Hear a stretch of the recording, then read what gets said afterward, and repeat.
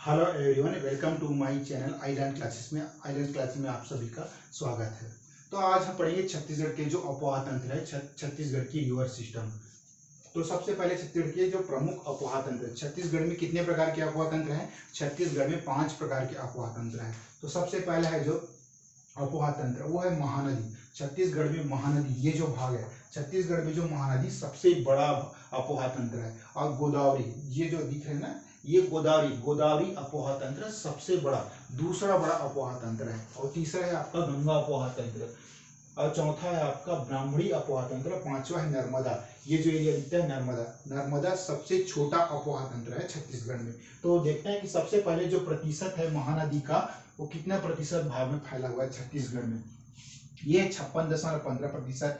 गोदावरी दूसरा सबसे बड़ा अपोहा तंत्र है जो 28.64% भाग पे फैला हुआ है।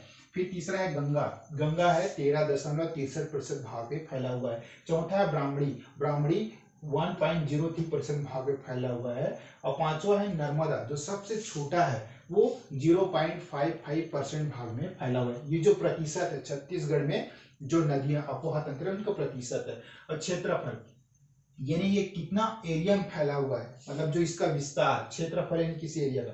फिर होता है महानदी है 77,432 का इसका क्षेत्रफल है। गोदावरी का है 39,497 है। गंगा का है 18,789 है। ब्राह्मणी का 1,423 है। नर्मदा का 759 क्षेत्रफल है। ठीक है, विस्तार है छत्तीसगढ़ में जो महानदी का विस्तार है वो कौन से भाग में है? तो छत्तीसगढ़ का जो ये बीज भाग देखते हैं, ये महानदी का यानी मध्य भाग, बीज भाग में छत्तीसगढ़ के महानदी अपोहा तंत्र का भाग है। फिर दूसरा पर गोदावरी, ये गोदावरी कौन से भाग में, कौन से जो एरिया में है वो फैला हुआ है, सबसे ज्यादा विस्तार है। ये है आपका दक्षिण बस्तर, ये जो दक्षिण भाग है गोदावरी अपोहा तंत्र का भाग है। गंगा अपोहा तंत्र, ये जो एरिया देख रहा है छत्तीसगढ़ के जो उत्तर भाग है ना, कोरिया, सूरजपुर, बलरामपुर, ये सब ना गंगा अपोहा तंत्र के अंतर्गत आते हैं। उसका है आपका ब्राह्मणी ब्राह्मणी भी, ये जो है ना, ये ब्राह्मणी जो उत्तर पूर्व भाग है, ये उत्तर ये पूर्व, ये जो भाग है ये ब्राह्मणी अपोहा तंत्र के अंतर्गत आते हैं। लास्ट है आपका पांचवा नर्मदा, जो सबसे छोटा अपोहा तंत्र है, वो ये उत्तर पश्चिम भाग, ये जो पश्चिम भाग है, मैकल पर्वत श्रेणी वाले भाग है, ये नर्मदा अपोहा तंत्र के अंतर्गत आते हैं।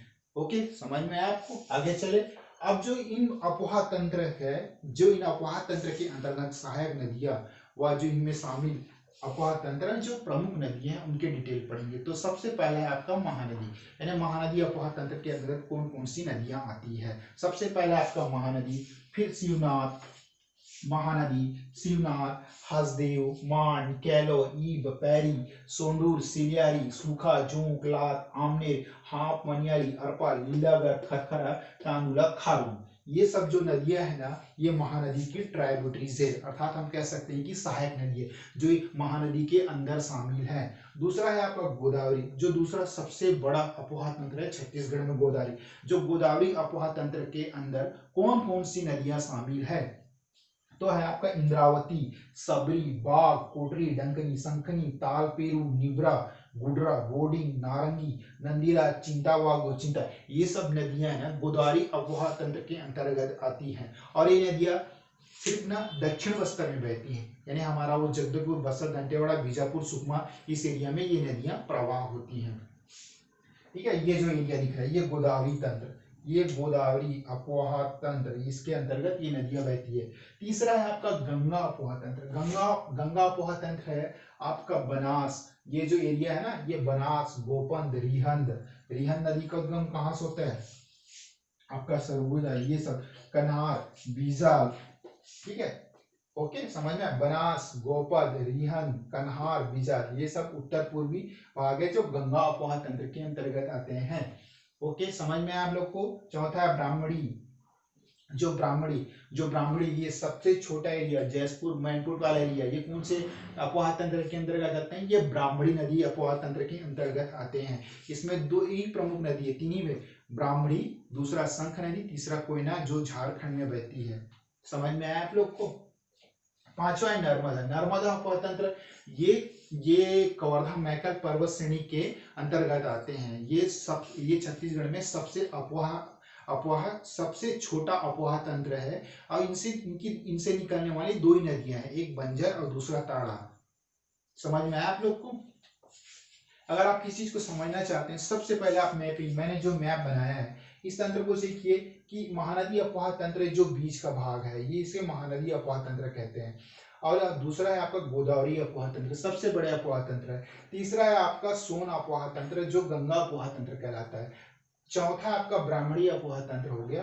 पांचवा है नर्मदा जो सबसे छोटा अपोह तंत्र कहलाता है। तो आप लोग को मैं यहाँ पे समझ में, अगर कोई दिक्कत है तो प्लीज कमेंट कीजिए। एक बार मैं फिर से रिवाइज करूँ क्योंकि मैं आपको लोगों के अच्छी तरह समझाना चाहता हूँ कि कौन सी जगह पे कौन से क्षेत्र में कौन सी नदी बहती है। छत्तीसगढ़ के प्रमुख अपोह तंत्र है। अपोह तंत्र को 5 भागों में बांटा गया है। पहला अपोह तंत्र में महानदी सबसे बड़ा, गोदावरी दूसरा बड़ा, तीसरा गंगा, चौथा ब्राह्मणी, पांचवा नर्मदा। नर्मदा सबसे छोटा प्रतिशत में है। महानदी 56.15%, यहाँ ध्यान दीजिएगा।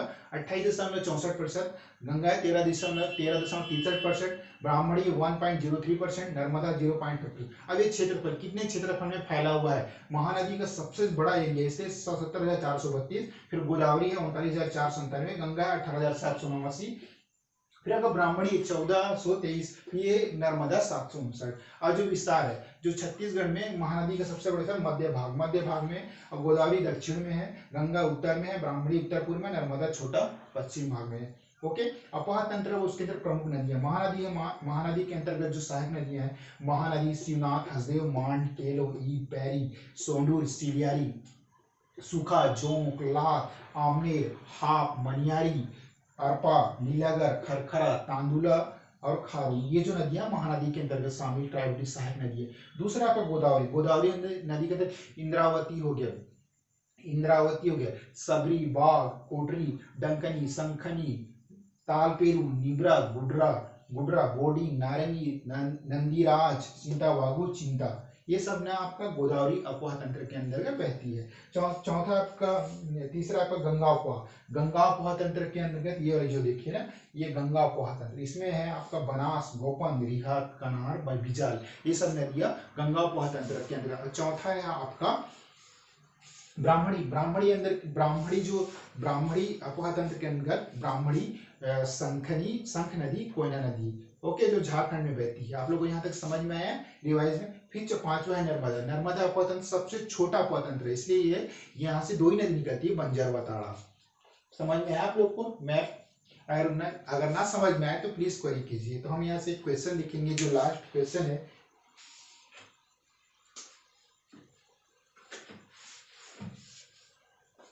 तो मैं मैप को रविश कर रहा हूं। एकदम सिंपल क्वेश्चन है।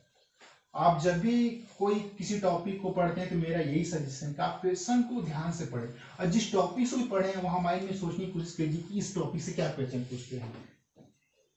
जैसे कि पीएससी आजकल पूछते हैं कि कौन से शहर के कौन से तट के निकट कौन सा शहर बसा हुआ है, तो दक्षिण बस्तर में क्वेश्चन है आपका, दक्षिण बस्तर में दंतेवाड़ा किस शहर के निकट बसा है? दंतेवाड़ा किस तट के निकट बसा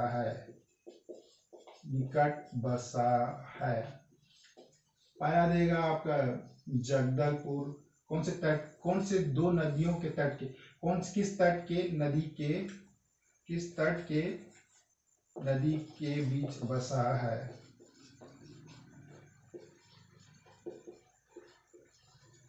कौन से तट की नदी के बीच बसा है? तो आपका मैं देता हूं ऑप्शन।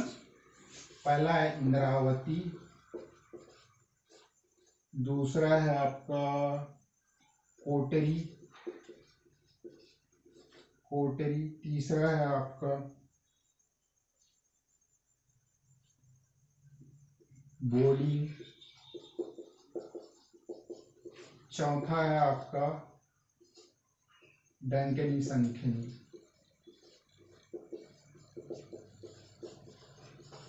यह क्वेश्चन ऐसा ही पूछते कि डंकनी संखनी जो है ना, किस नदी के तट पर कौन सा शहर बसा? तो दक्षिण बस्तर में जो दंतेवाड़ा है, आप लोगों को पता है इंद्रावती नदी कहाँ बहती है? ये जगदलपुर से 30 किलोमीटर दूर बस्तर, तो ये दंतेवाड़ा में हो नहीं सकता। ठीक है, तो ये ऑप्शन तो आप ऐसे ही काट देंगे। दूसरा है कोटरी, कोटरी तो ये सुकमा जिला में बैठती है, बोर्डिंग भी वहीं बैठती है। तो आपका चौथा स्टेट में देखिए डंकनी संखनी, जो दंतेवाड़ा है ना डंकनी संखनी नदी के तट पर बसा हुआ है, जहाँ दंतेश्वरी माई दंतेवाड़ा में विराजमान है। तो ये क्वेश्चन तो काफी इजी था। आजकल इतने क्वेश्चन पूछती है छत्तीसगढ़ पीएससी या व्यापम में तो थोड़ा काफी डिफिकल्ट पूछता है, लेकिन सीजीपीएससी में यहाँ इस लेवल का क्वेश्चन पूछता है। तो ये था दक्षिण बस्तर में दंतेवाड़ा किस तट की नदी के बीच में बसा हुआ है, तो वह डंकनी संखनी। डंकनी संखनी जो दो नदियां हैं उनका संगम यही है। तो आज की वीडियो में इतने ही। अगर ना समझ में आए तो प्लीज कमेंट कीजिए। Okay, thank you.